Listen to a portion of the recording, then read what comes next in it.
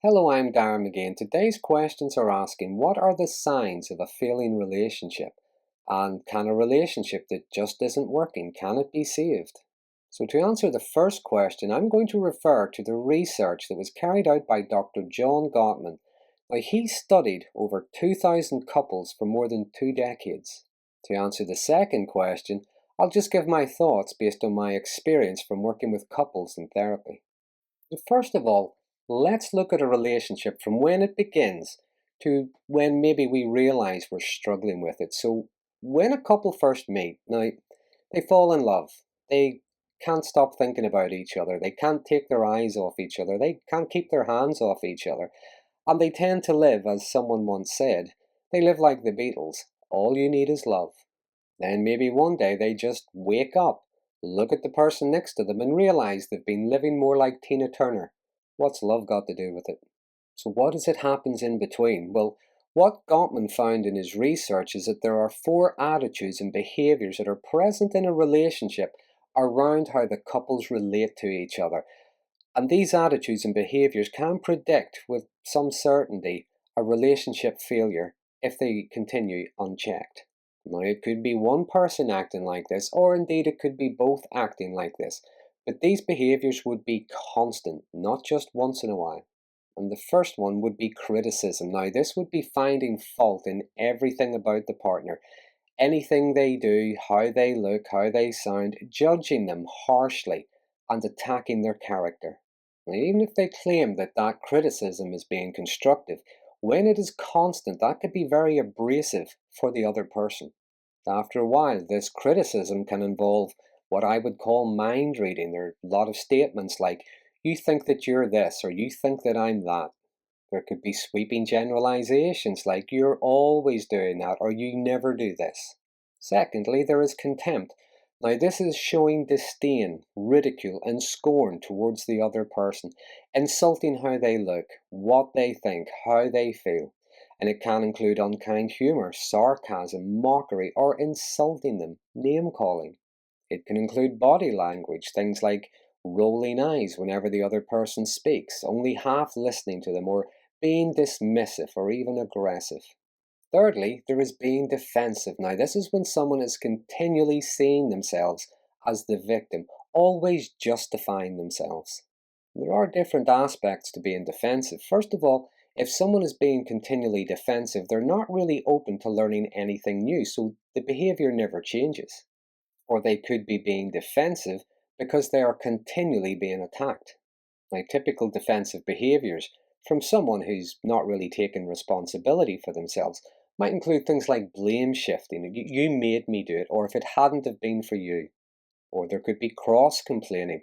Well, at least I'm not whatever, or what about the time that you did something?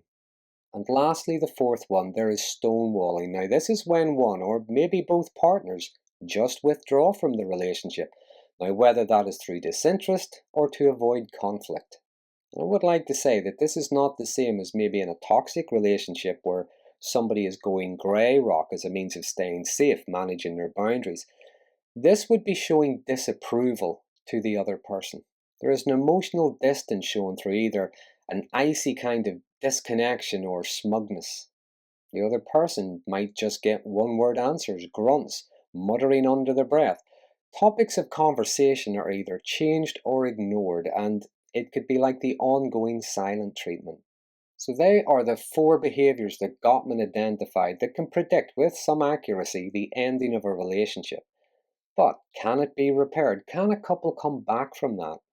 Well, yes, they can, if they want to, if they believe their relationship is worth fighting for.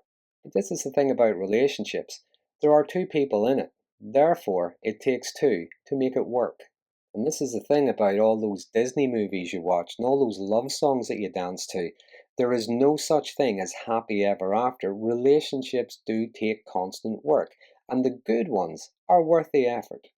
So if you think of it this way, you think of a relationship like a joint bank account. Now, if only one person is contributing to that account and the other person's just withdrawing, well, it's not very equitable.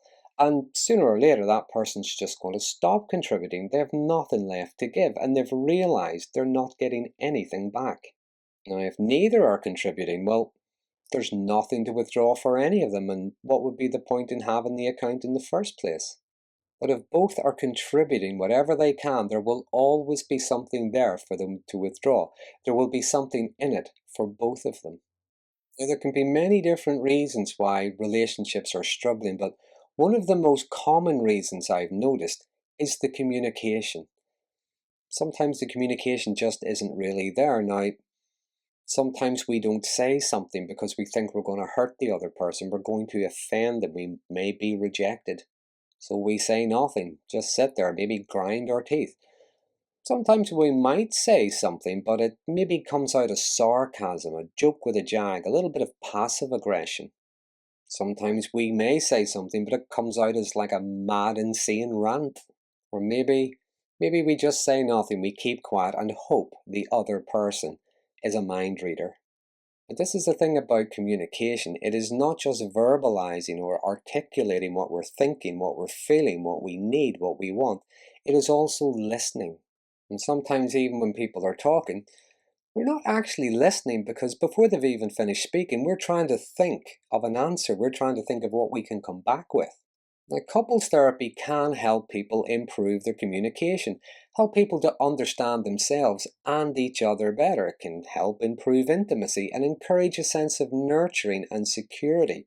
In therapy, couples can learn how to disagree and how to negotiate. Therapy can even help couples decide whether or not the relationship is worth staying in, or is it okay to maybe just end it, and if that's the case, how to go about ending it amicably. Where there are children involved, how do you make that separation work in the best interest of the children, of yourselves, and each other? So there are four common attitudes and behaviours present in a relationship that just isn't working, and also some ideas on how therapy can help with that relationship. If you found this video interesting or helpful, please consider subscribing to my channel for future updates on mental health related topics. And until next time, thanks for watching.